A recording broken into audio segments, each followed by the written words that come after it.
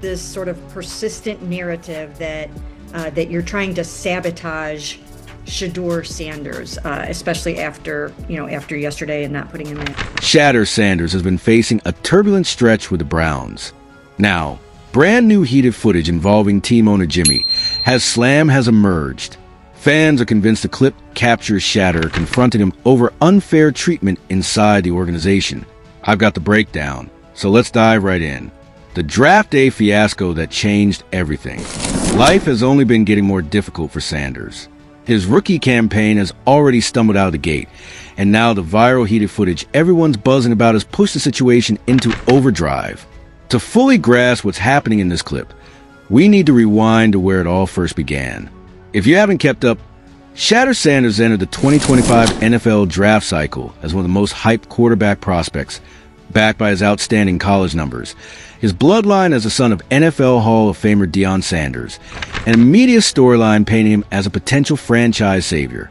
The excitement around this young talent was unlike anything seen before, with analysts and betting markets repeatedly projecting him as a top 10 pick, and some even floating him as the number 1 overall option.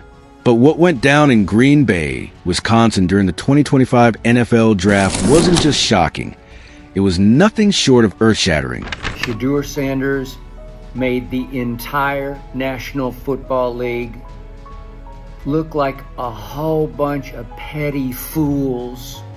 In some cases, racist fools. In many cases, Deion despising fools. The football community watched in utter disbelief as team after team, pick after pick, passed on a quarterback who had just delivered one of the most statistically dominant campaigns in college football history.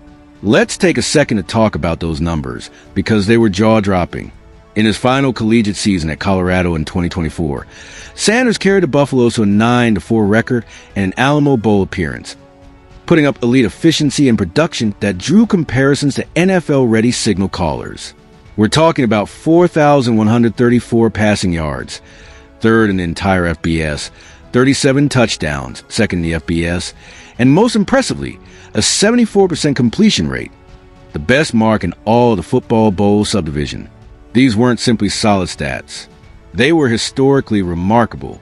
Across his full college career, including his years at Jackson State, Sanders accumulated 7,623 passing yards, 65 touchdowns, and a 70% completion percentage, shattering school records at Colorado and earning Heisman Trophy consideration. The expert predictions were just as glowing. ESPN's Mel Kiper Jr. ranked Sanders as high as number 6 overall in early 2025 mocks, praising his polish and mistake-free play. By April, Kiper was labeling him a possible QB1. Betting markets backed that same confidence, with DraftKings listing Sanders as a plus 100 favorite for the number 1 overall slot in late April 2024. Yet, as we all now know, none of that came to pass. When the first round kicked off that Thursday night in Green Bay, something completely unprecedented began to unfold. 143 chances to draft him before he went 144.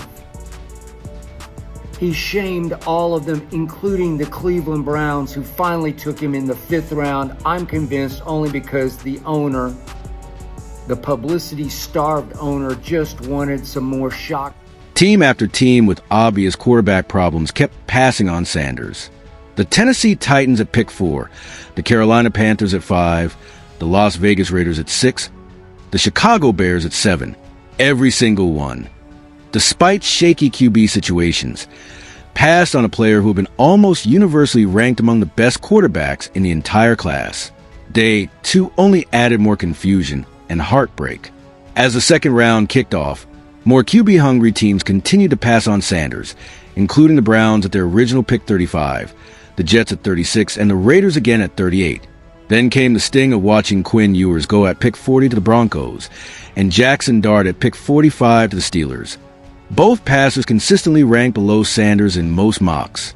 But the cruelest moment arrived in round 2 when Sanders became the target of one of the coldest pranks in draft memory. While live streaming his draft party on Twitch, Sanders picked up a call from someone pretending to be Saints GM Mickey Loomis, claiming New Orleans was trading up to select him. Overjoyed, Sanders shared the news live on stream. only to realize shortly after it was a hoax pulled by Ole Miss students who had somehow gotten his number. Yes, sir. Let's be legendary. Yeah, but you're going to have to wait a little bit longer, man. Okay. Sorry about that. The clip went viral instantly, showing Sanders visibly shaken, muttering, "That's not funny, man." It was a crushing blow that perfectly symbolized how far this once promising draft tale had sunk into humiliation and chaos. By the end of day 2, with Sanders still undrafted through 100 picks, the football world was witnessing what many experts call the most shocking quarterback slide in modern NFL history. Here was a prospect rejected as a top 10 pick, widely regarded as one of the top 3 quarterbacks in the class. Yet 100 selections had come and gone without his name being called. Well, Molly, I don't think, look, the draft isn't about fairness. That's really not what it's about, you know. And I think the reason why I say that is because I've said numerous different times, this whole process is very subjective, all right? It's very opinionated. There's human beings who are trying to assess players and their fit relative to the NFL and relative to their own. The media response was immediate and relentless. Analysts who had spent months praising Sanders were now scrambling to explain how their evaluations could have been so disastrously wrong. Social media erupted with speculation. Everything from organizational bias, to family interference, to hidden character red flags that hadn't yet surfaced. What made the subplot even juicier was the looming presence of Deion Sanders throughout the entire ordeal. Before the draft, Deion had publicly declared there were certain franchises he wouldn't allow his son to play for, stirring tension with NFL front offices and news being dictated to by a player's family. We're not comfortable with the risk that would be associated with taking him in the first, second, third, or fourth round. That doesn't mean I agree with it. That doesn't mean that anybody agrees with it. That just means that that's what the teams felt. So now for him, he's going to have to go back and look at that process and say, hey, look, what was it during that process that somehow made these people, meaning the 32 teams, feel as though I wasn't worthy of being picked much? Shedeur Sanders was finally selected on Saturday, April 26, 2025 by the Cleveland Browns in the 5th round. But one burning question lingered. How does a quarterback with these accolades, the seduction, and this level of hype plummet so drastically? The explanation, as would soon come to light, was far more tangled and controversial than anyone could have predicted. What unfolded next would shape one of the most debated draft stories ever. The moment that turned into the Cleveland catastrophe, when owners attacked their own players.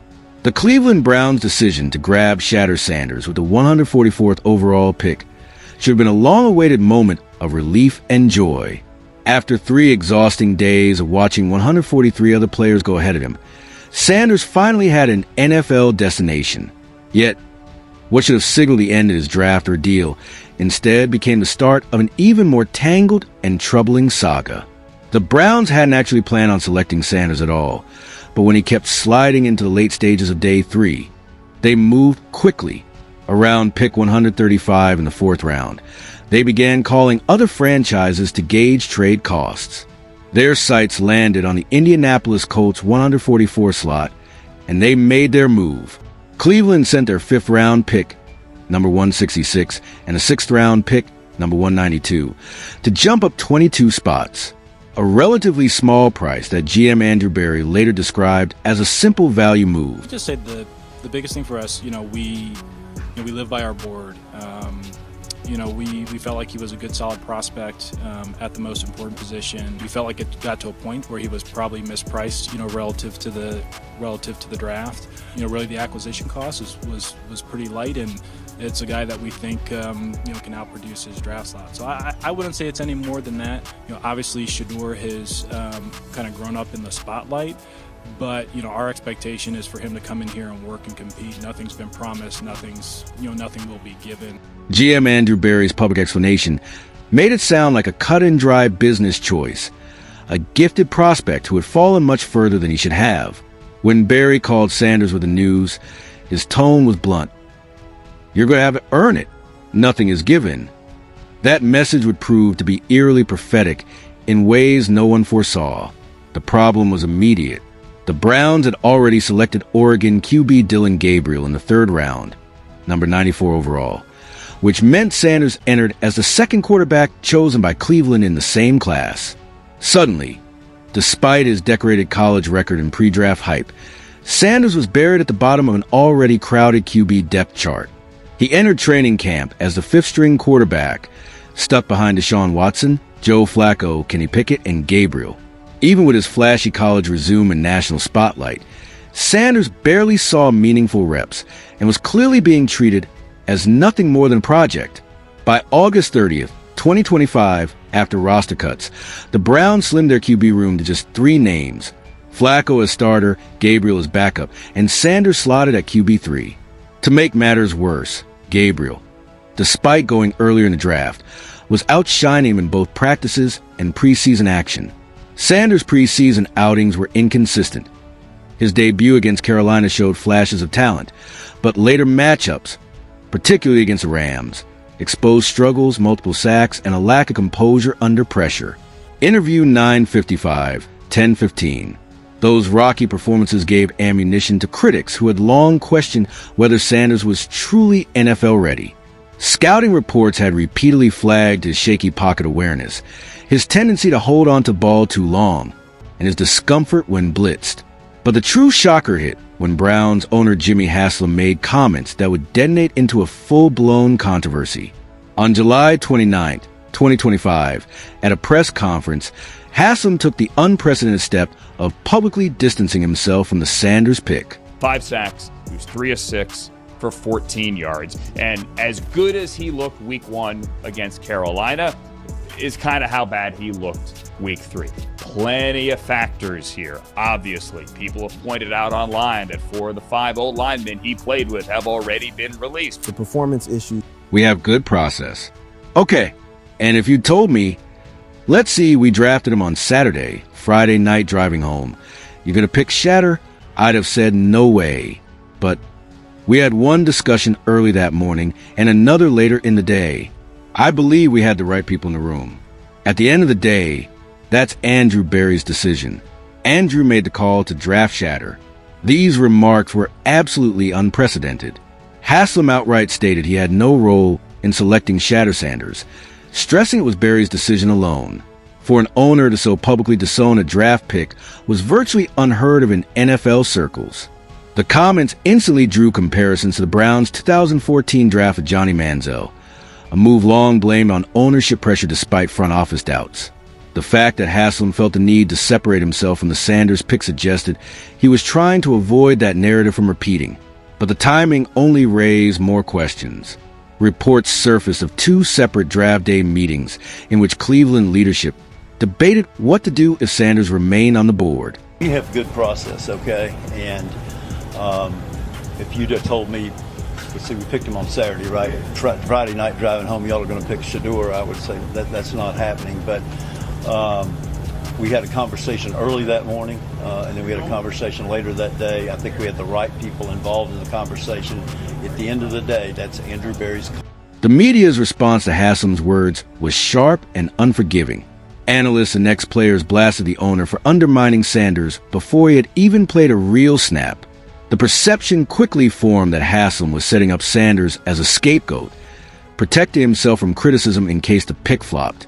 Adding fuel to the dysfunction, new video appeared showing Sanders confronting Cleveland reporters who had been doubting him.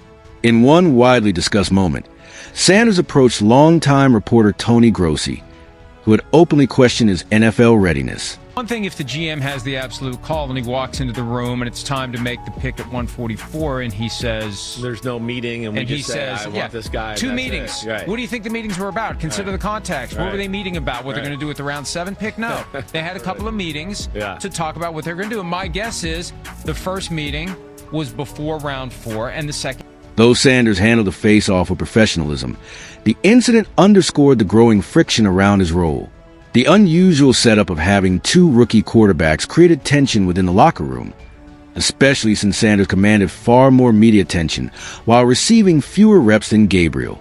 Former MVP Cam Newton weighed in, stressing that Sanders needed to ignore the noise and focus on proving himself strictly through performance. Take a look at this clip of how Shedeur handled this confrontation with class.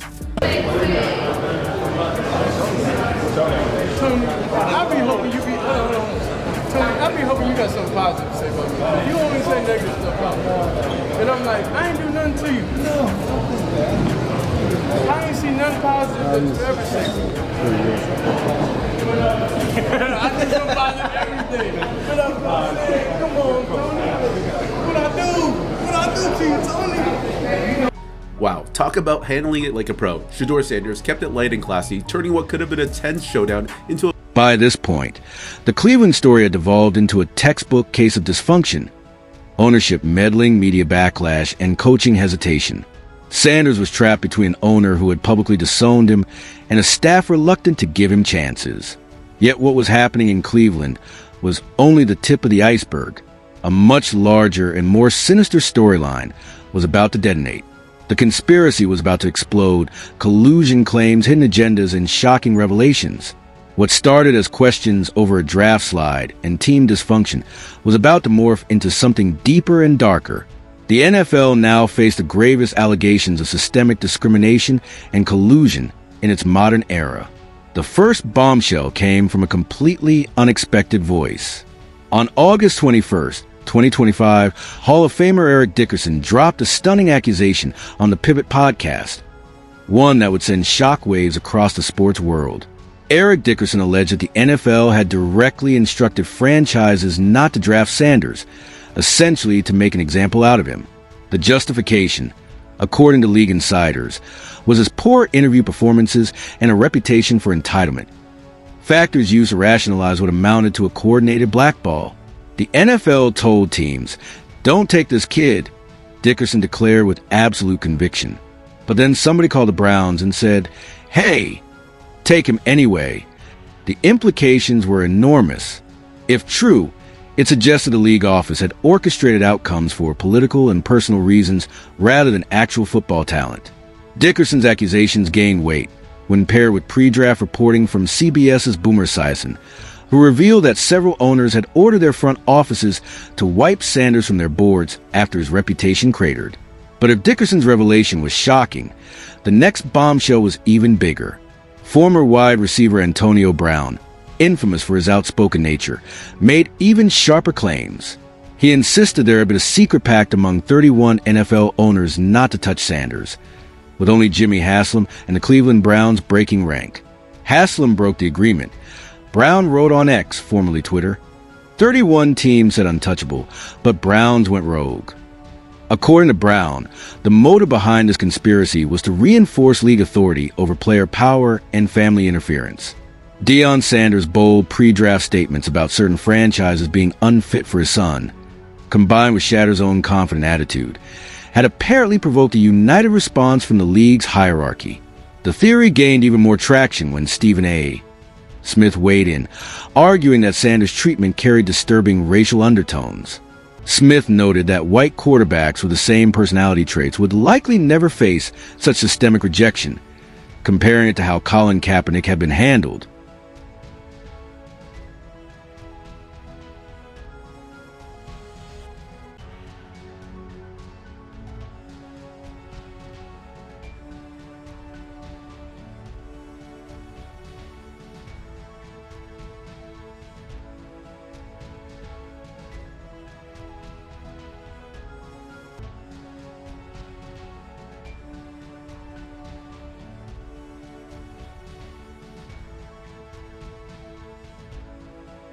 Smith's breakdown placed the scandal into historical perspective, citing prior examples where NFL ownership seemed to coordinate against players who dare to challenge lead dominance. And why do I bring up Kaepernick? Because I keep reminding everybody that the owners, I'll never forget this as long as I live. The owners in the National Football League are very big on control. And Colin Kaepernick's position really railed them. It really riled them, it irritated them, because even though they received a check for over $246 million a piece because of their TV rights deal, they were mad it wasn't $250 to $255. They blamed Colin Kaepernick. So in other words, you're willing to collectively send that kind of message. And don't act like it wasn't coordinated, Smith argued. For all we know, owners agreed nobody touches him in the first 4 rounds. Fine. Now that round 5's here, the message has been delivered and the so-called embargo is lifted. But perhaps the most devastating element of the allegations revolve around what many insiders believe was the real reason behind Sanders' exile: his unprecedented rookie contract demands and business structure. Reports surfaced that Sanders had secured groundbreaking clauses, including what insiders dubbed a prime equity clause. This deal guaranteed him a percentage of all revenue generated from merchandise, sponsorships, and promotions tied to his name, image, and likeness nil. In essence, the contract elevated Sanders from employee to business partner. You're willing to collectively send that kind of message, and don't act like it wasn't a collective effort. For all we know, teams collectively, meaning owners, had come to the conclusion nobody's going to touch them in the first 4 rounds. All right, now that the round 5 is here, our message has been sent, so y'all can go about the business of sort of lifting the embargo, for lack of a better phrase. The ripple effects could be massive. If Sanders thrived on the field, other stars would inevitably demand the same kind of equity deals, potentially rewriting the entire economic model of the NFL. The very structure of professional sports was on the line. The NFL's alleged strategy to systematically restrict Sanders' opportunities looked like an effort to block this new precedent from ever spreading. Reports also claimed Sanders had negotiated unprecedented media rights, granting his brother Deion Jr. the ability to produce exclusive behind-the-scenes content, bypassing traditional league control. Included a groundbreaking clause in his contract that could set a new standard in the NFL. So he has leverage, and he tried to use his leverage, and he did use his leverage to get something put in his contract. He says, as uncertain as quarterback Shedeur Sanders' future is in the NFL right now, one thing is for sure, he's transformed how NFL contracts work, and he hasn't even taken his first snap. The theories hit a fever pitch when Commissioner Roger Goodell was caught on video making cryptic remarks about being worried about Deion Sanders. This is what it's about, man. It's that the things that he's coming in negotiating have never been done before. They always want it, and they like it for players to stay in a position of servitude. Hey, you come in, you run fast, you jump high, you say yes sir, no sir, and we'll tell you what you're allowed to have. The weight of Goodell's words was enormous. Here was the most powerful man in professional football voicing concern over a retired player with no official role in the league. Soon after, Tom Brady stepped in, offering support to Sanders and drawing on his own experience dealing with the politics of the NFL. Hey, big guy. What's going on? Hey, look. You doing all right? You got to let my brother have his way in the league. Yeah, you got. I'm worried about your pop. So, how you doing? What you worried about him for? I'm worried about your pops. What you worried about him for? Why would they be worried about Deion Sanders? Deion Sanders ain't gonna be on the field. Deion Sanders ain't gonna be taking the snaps.